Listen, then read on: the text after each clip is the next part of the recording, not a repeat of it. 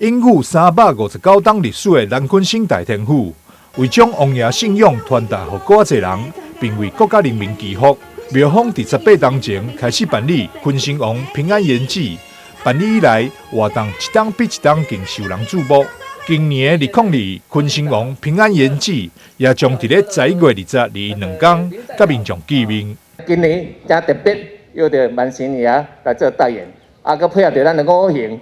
就是讲咱的福袋设计颜色有4道密码，就是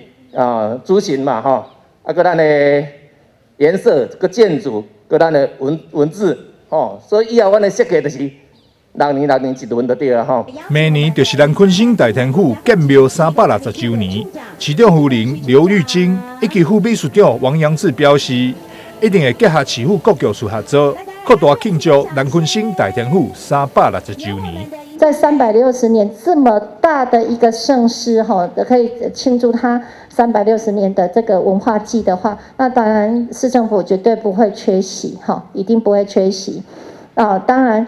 跨局处室的一些不管是在教育局、文化局、民政局，或者是卫生局和警察局等等，需要一些互相协调的，我相信我们的王副秘书长他会出面来做一些协调。南昆市呢，在这里已经建庙359年，在全国是非常受我们敬仰的一个五虎千岁都在这边这个是我们非常神圣的一个宗教一个大庙我们都很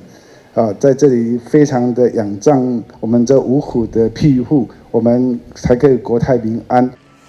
工作人员当日加紧脚步，将总重108吨的盐布置在整个会场。活动当天，现场不但有真侪美食以及第三单位，还有廖琼枝歌戏表演以及动机车队，活动非常精彩。欢迎市民大众20、21两天，做伙来南昆省大天府参拜祈福。台南新闻张秀伟采访报道。